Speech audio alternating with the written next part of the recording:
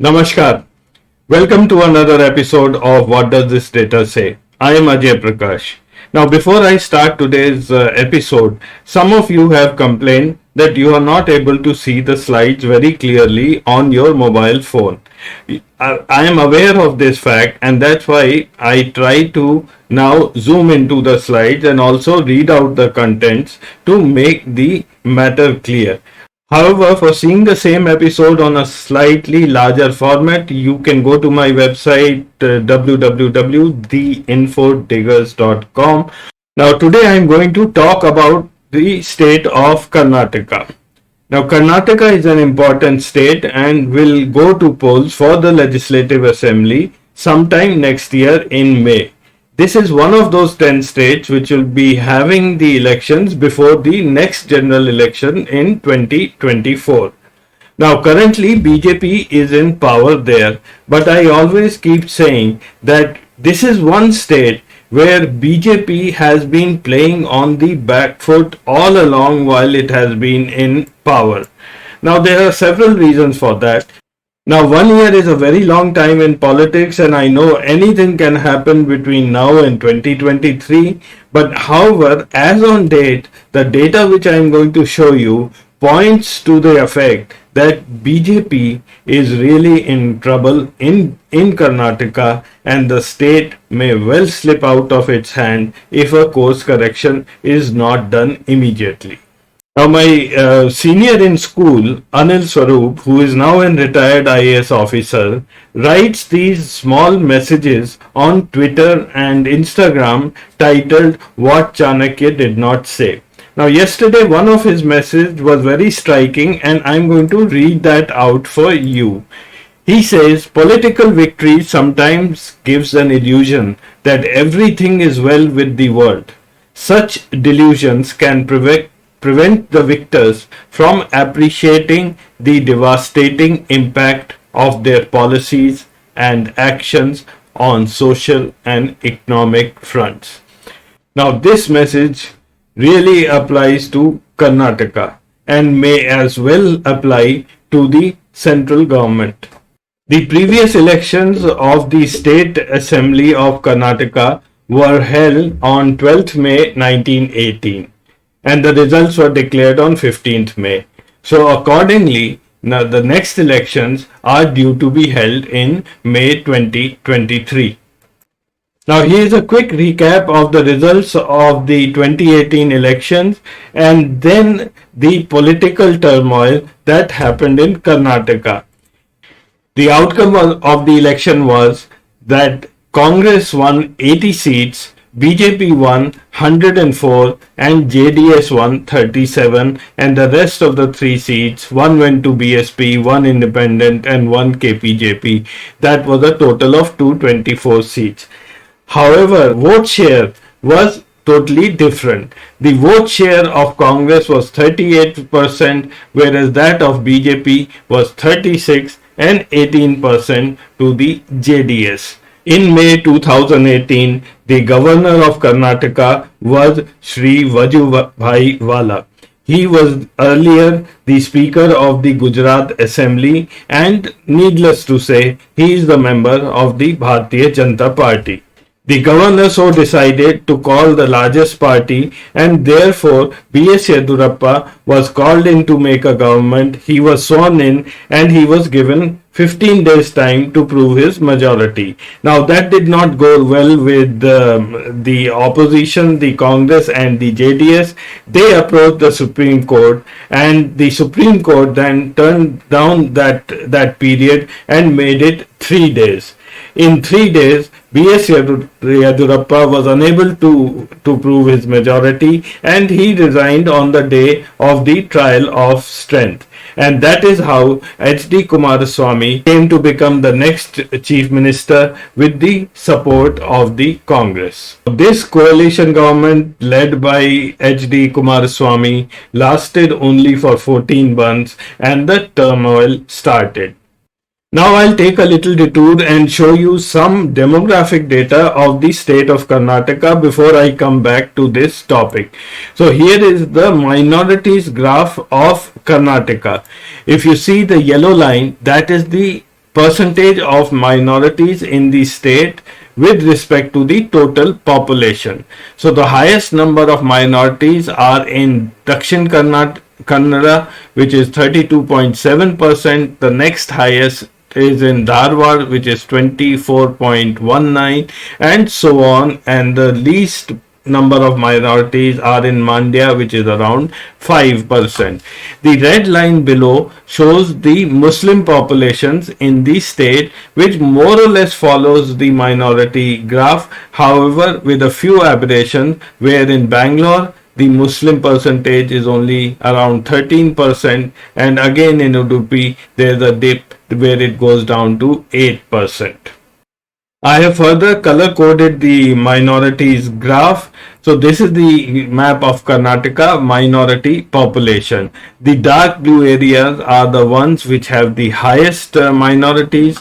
So it's Dakshin Kannada, and then Bidar, Gulbarga near to Telangana, and then Dharwad in the central parts and a little bit south of Bangalore. The rest of the areas are more close to white, which means the minority populations are less than 10% in that area. I just want to keep this map in your mind because I'll use it to compare some data in the next few slides. So here is the party positions in the 2018 Karnataka Assembly. I've shown it in a map.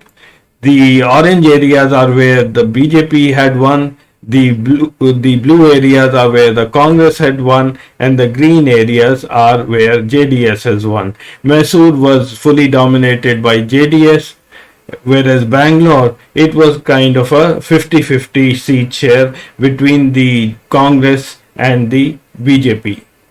Now I'll plot these two maps side by side so that you get a little bit of a clearer picture. So the minorities, wherever the minorities are little higher, there the Congress party does well. Now this is not a 1:1 map at all, but there still is some kind of correlation because the central area where there are less minorities is fully dominated by Bharatiya Janata Party.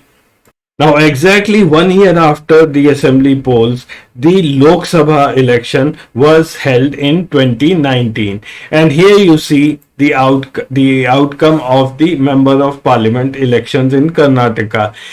BJP got a sweeping victory in the state. Out of the 28 seats, BJP won 25 and only 3 seats went to Congress, JDS and Independent. Now the local government being a coalition between the JDS and the Congress, it shows how strong the BJP had made this comeback.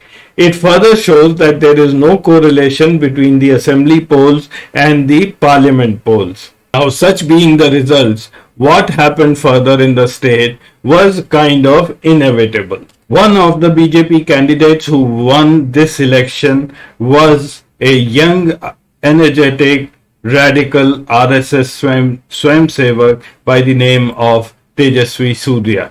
Now, who doesn't know him today? He won that election by defeating the Congress candidate by a record margin of over 331,000 votes. He assumed the office as an MP at the young age of 28 years. Now, 2 months later, in July 2019, 16 rebel MLAs from the Congress and the JDS resigned from their seats and joined BJP. It could well be a coincidence that 6 out of the 13 MLAs which jumped the ship were from Bangalore area. Names really don't matter. It is the number that counts. All these MLAs in their own rights were stalwarts in politics. They were associated with either the Congress or the JDS for a long time and were known loyalists of their party leadership. Therefore, it came as a big shock, especially to Kumaraswamy, when people like Vishwanath Gopalayya and especially Narayan Gowda ditched him. Due to these defections, the Kumaraswamy government became a minority government, and Kumaraswamy finally resigned on 23rd July 2019.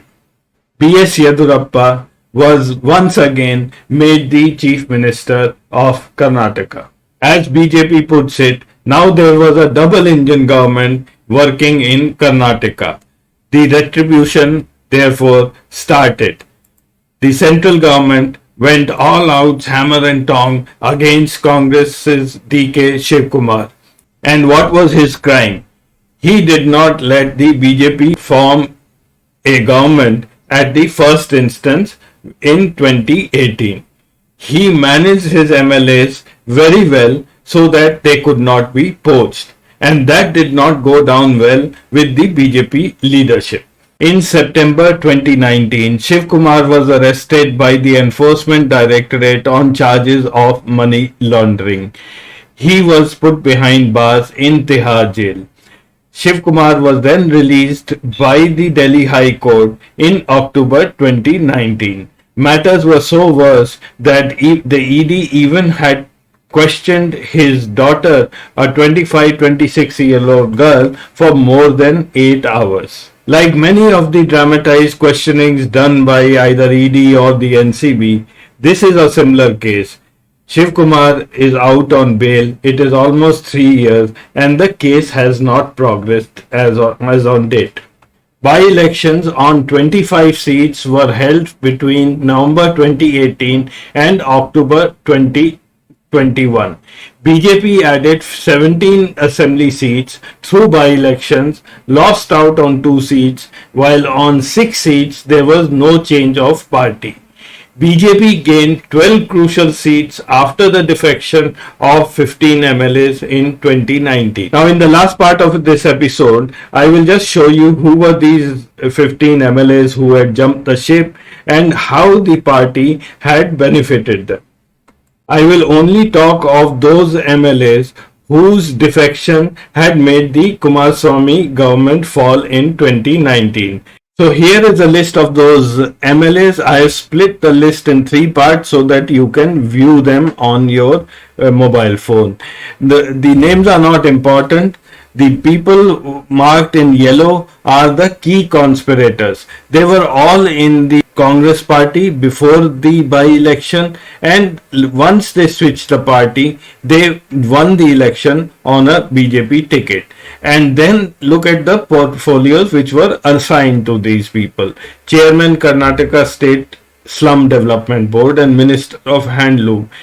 Then we have Minister of Minority, Minister of Major and Medium Irrigation, and so on, Minister of Labour. Only Ramesh Jarkiholi was a minister earlier with the Kumaraswamy government. I'll continue this list. These are the next 5 names. Only Anand Singh was a minister earlier. All other 4 were MLAs and were made ministers in the new cabinet. The last 3 names here, and they were also MLAs. All of them got a ministerial berth. I will also tell you today's party position in the Karnataka Assembly. In the Assembly, there are total 225 seats. 224 are elected and 1 is nominated. BJP has 121 members, Congress 69 and JDS 32. The Legislative Council, BJP has 37, Congress 26, JDS 10. The opposition and the ruling party here is equally divided in the 75 seats. So it is not that today BJP enjoys a huge majority.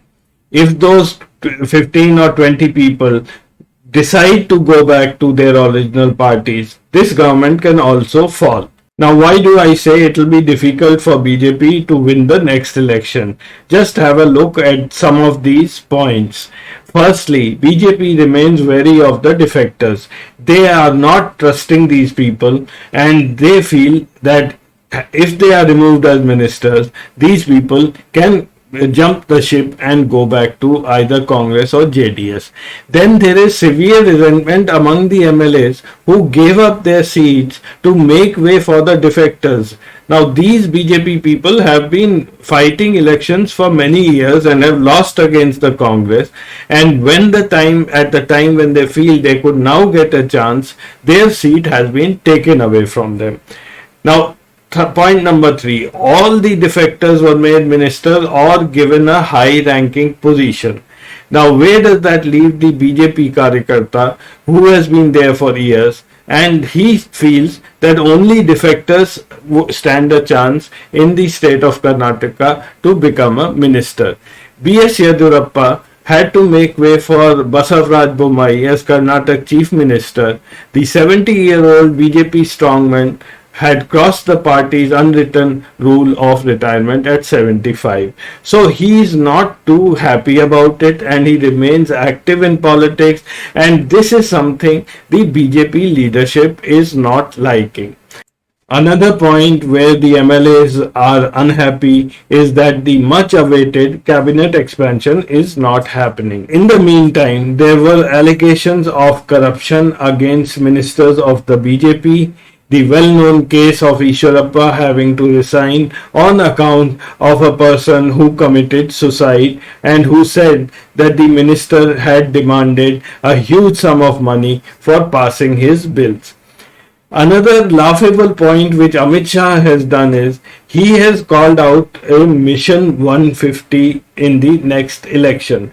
Now, BJP already has 121 seats. Whenever BJP sets a target, we all know that they don't reach anywhere near the target. So if Amit Shah says they will aim only for 150, there is a likelihood that BJP is going to fall short of 100 seats in the next election. And whenever BJP is on the back foot, we all know what happened. The famous rule of 80-20, which was applied in Uttar Pradesh, is now available to be used in other places. The Hijab law spread unrest in several districts, so much so that ahead of the college opening in February this year, Section 144 had to be imposed in 9 districts. A few weeks ago, a Hindu task force was formed by a Swami from Mangalore to prevent the cases of alleged love jihad and protect the Hindu identity in the coastal region. Now, following the incidents of attacks on Muslim traders and calls for their boycott by right-wing activists, the former BJP Chief Minister BS Yeddyurappa and one senior minister Madhuswamy have demanded to end the divisive politics and have told this to the central leadership. So right now all is not well with Karnataka politics. Yesterday, Amit Shah had to rush to Karnataka to try to sort out the issues. Now, how far he will be successful is not very clear. Before Amit Shah's arrival, it was rumored that the Chief Minister Basavaraj Bommai is going to be changed. But the statement came from Yeddyurappa that there will be no change of leadership. Anyway, in days ahead, it's going to be very interesting. We'll keep a watch on Karnataka. This is all for this week's episode. I'll meet you again next week with some other interesting data. Till then, goodbye and namaskar.